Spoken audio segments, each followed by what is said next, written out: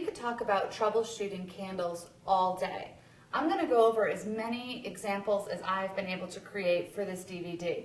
You are going to still encounter some problems or some issues that I don't go over today because I find new issues all the time.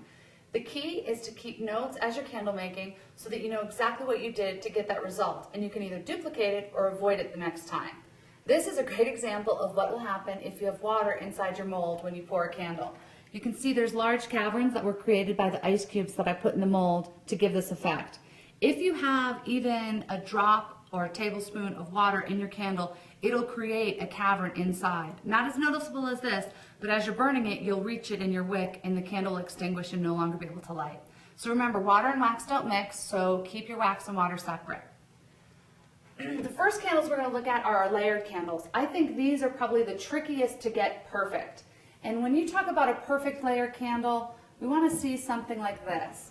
We want to see nice, smooth transitions between the layers. You don't want to have a stark line dividing each layer. If you look at this candle right here, you can see the chalkiness is starting to appear. This is on the edge. It really kind of defines the lines, and it's not my favorite appearance. As we get to this mold, you can see even more so. The wax layer had cooled so much so that when the next layer was poured, it bleed to the next. Remember, this candle was built upside down, so it flowed like that. And you can see the drip line just right here. So this candle layer was poured perfectly, nice smooth transition. This candle layer, the red, was poured a little too late. So I should have poured it earlier and been keeping better track of my project. When you're pouring various size candles, big and small, the layers are going to need to pour at different times. This is going to cool much slower than the smaller cat's eye. So as you make layered candles, prepare and make your time adjustments for your size. A larger candle is going to take longer to cool. This is one of my most dramatic examples of a candle that was poured too late. This was actually poured with waste wax. I was pouring lots of layered candles that day, and I would just take the waste and pour it into this candle. You can see it suffered a little bit. But the best part is that this may not be the prettiest candle on the planet, but it's going to smell great and it's going to burn beautifully. So even though it's not pretty, it's still a good candle. Moving on to our more sun-damaged candles. If you leave your candles out in the sun, this is exactly what's going to happen. And once you have a candle that's sun-damaged, there's pretty much nothing you can do except melt it down and start over. So if it gets in the sun, it gets warped, it gets bleached, you can always melt it down and start over, but that candle's kaput. In terms of chunk candles are pretty straightforward, but there are still ways that you can get into trouble. If you don't get your chunks flat against the side, you're going to get still the chalkiness on top of a chunk candle, even if it's flat, because you can only take so much wax off. So even on a flat-sided candle, you need to pay attention when you're placing your chunks and get them exactly against the side. If you get something like this, there's just nothing you can do. It's going to be a shadow of a chunk. This chunk candle, you can see, has a chalky finish. You actually see this a lot out in retail stores, those chalky finished candles. That's just a candle that was poured with wax that was too cool. When the wax starts to cool, it starts to get this chalky finish. So if I had poured this correctly, it would have a nice smooth finish like you can see in this candle. There's no chalkiness to it at all. It's a nice, matte, clean finish. So keep in mind, even when you're pouring your chunk candles, the temperature of your wax is important. Clearly not as important as when you pour a layered candle or a single pour candle, but it's just as important because this chalky finish is hiding a lot of the color that's in this candle. When you light it, you'll still be able to see that red color, but the chalkiness will still be there. When we make our chunk candles, we talked about needing to push down and pop out those air bubbles. We have a great example of what will happen if you don't. This little cavern right here was created because the air bubbles were not pushed out of the candle. So once again, when you make the taller candles, you need to push your chunks in to bring out all those air bubbles so that you have a nice, clean, smooth finish. Now the world is not ended on this note. This is kind of an easy thing to fix. What you're going to want to do is support your candle flat like this, put a little plumber's putty on the side here to create a levee or a dam, and then you can fill in that divot with wax. I would choose a green color similar to the overpour that I already did so that it would blend really nicely. I'm then going to flat finish this on the skillet, and you'll never be able to tell that I did that little divot fill. So you can solve your problems, but it's easier to just push your chunks down and avoid the problem altogether. This candle is a great example of over-scenting. You can see that it has a really clouded look to the wax, and the wax shouldn't be clouded. If you were here and we had smell-o-vision, you would know that it was really super fragrant and actually slick to the touch, and that's because it's oozing fragrance. This candle surpassed the ratio that was necessary for the wax, and the wax can't handle the fragrance, so it's actually pushing it out. So when I touch it, my hands get covered in that fragrance, and the candle will eventually sweat it out, but it'll leave little pock marks after it's done. I created another example because I thought that was a little hard to see against the white. In this one, you can see the floater is actually sweating out the fragrance. And that flaky look that looks like modeling is not modeling. No modeling agent was included in this candle wax. It was color, fragrance, wax. That's it. However, there was a little too much wax, and the fragrance is now overwhelmed with the candle wax inside, and it's having issues. So this candle won't burn that well, and it's also going to have a little bit of a pockmark on the top of it when it's all said and done. So remember, when you're pouring your candles, keep an eye on your fragrance, and you don't want to ever exceed more than 1 ounce per pound. So really keep an eye on that, because you can have some negative effects if you don't. Single poured candles are probably one of the easiest candles to pour. You pour hot wax into a mold, come back 12 hours, and ta-da, you have a candle.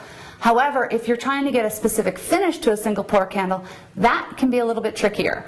And because there's so many variations in the candle making, what's in your wax, how much the temperature of your wax was, what was the temperature of your mold, what's the temperature of the room, how quickly did it cool, lots of things go into how your candle will finish in a single pour candle. So to get exactly what you want is a little bit trickier. If you're going for a mottled look and you get your speckled approach, you're happy, that's exactly what you wanted. However, if you pour this candle and you really wanted it to be glossy and not mottled, you're not so happy. These little specks that you've received on your candle finish has now ruined your day. But it hasn't really, because this is still going to burn beautifully and it's still going to smell great. To avoid this from happening, the only way to do it is to add a couple little pinches of Vybar at most, and you should get a clean finish like you'll see on this candle every single time. So a little Vybar goes a long way, and you can get that glossy finish every single time, no problems. So just keep in mind, as you're building your single pour candles, manage your expectations. It's all about having fun, and it's all about making good candles. As long as you keep your wick in the center, straight and taut, you'll have a great candle. Over here, you can see on this single pour candle, we have a little bit of a different finish.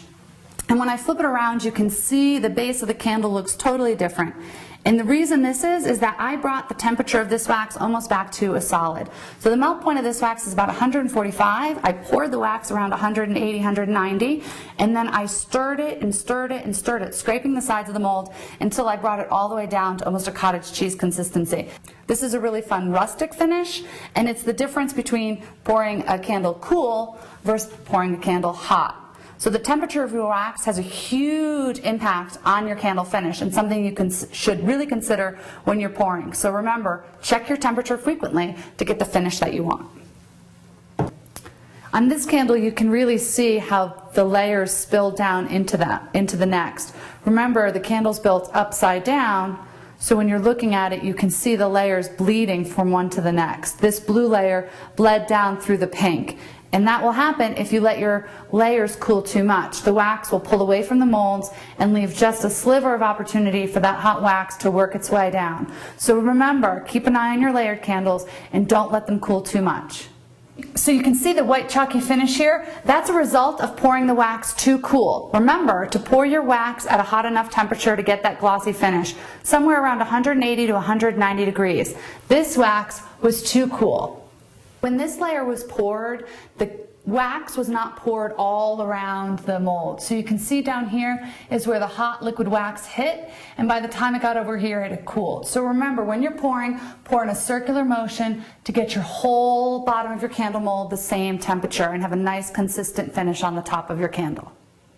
When I'm pouring candles, even if I'm using my scale, I'll wick a couple extra molds and grab a couple votive molds and place them out on my pouring tray.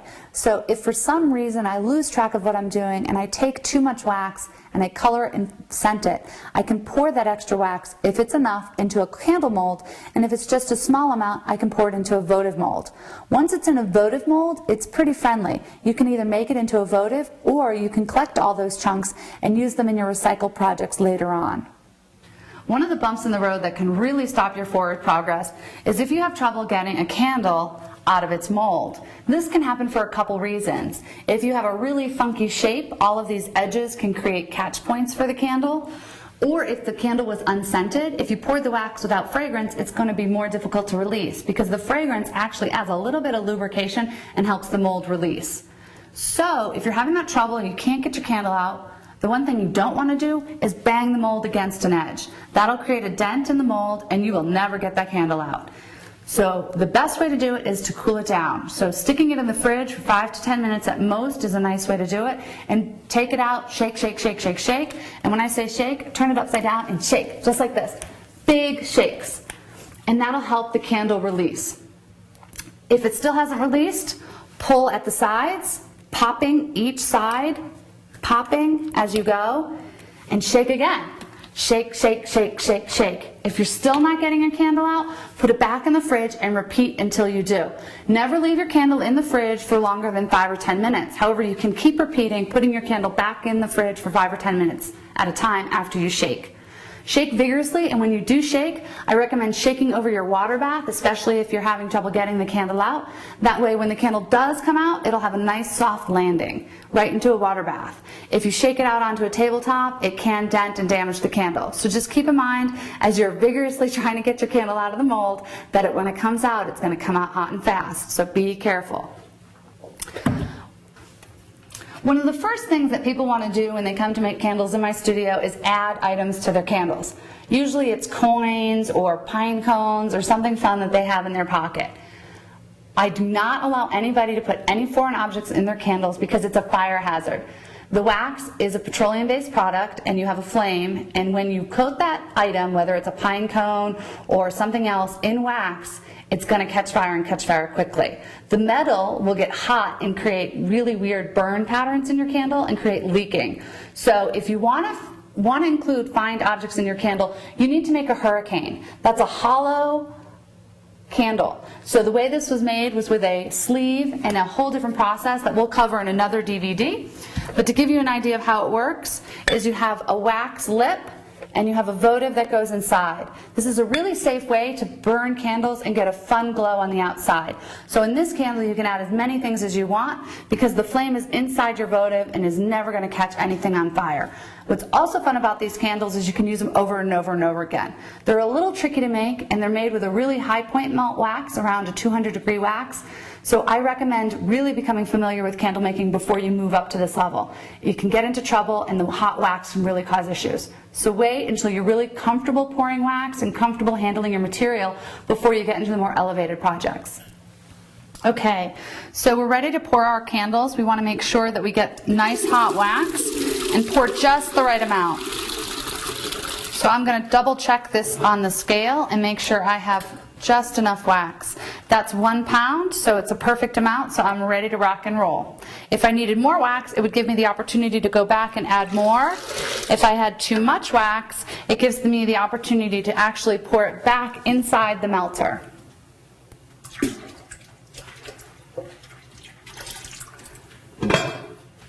When this candle was poured, it was red from head to toe. It was left out in the sun and it suffered some sun damage. So you can see the color is completely bleached out from the top and is slowly fading down the side of the candle. Additionally, the sun has warped the candle, changing the shape. So remember, keep your candles out of direct sunlight.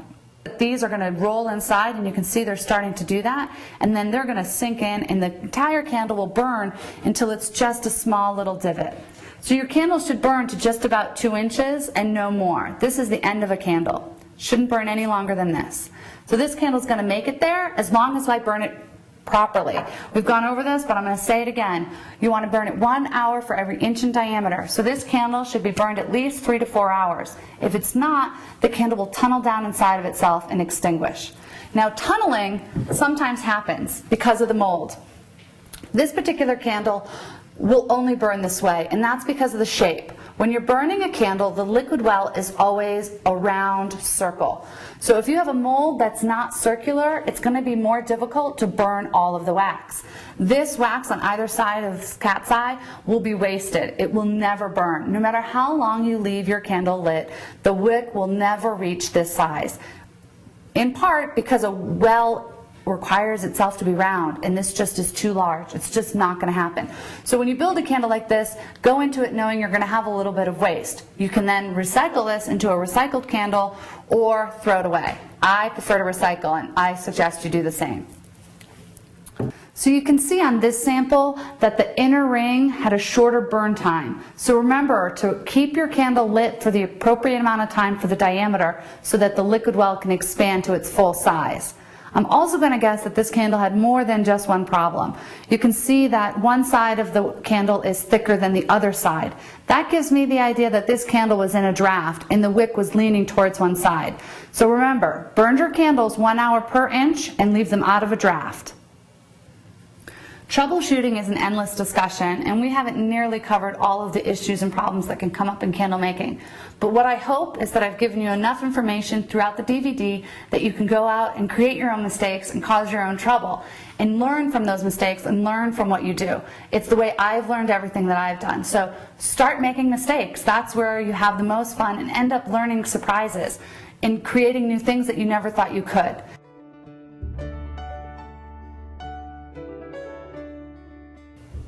We've reached the end of the DVD. This is where we part ways. I hope you've learned something new and got a little spark of creativity and are ready to run out to the craft store, thrift store, and hardware store to get your supplies to start making candles. Jump into that melter with 2 feet. There's no time like the present. It's a great adventure in candle making, and it's time for you to get started.